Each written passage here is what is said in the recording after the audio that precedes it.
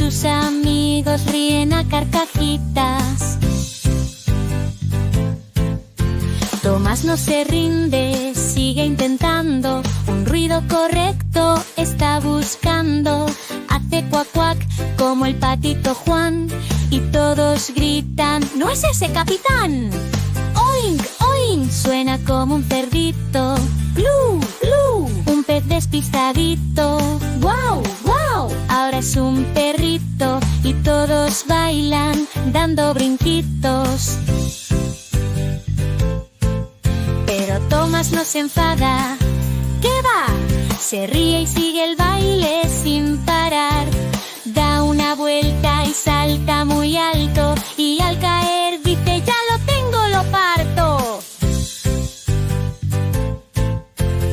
¡Chis, chas, chas! Ese es el ruido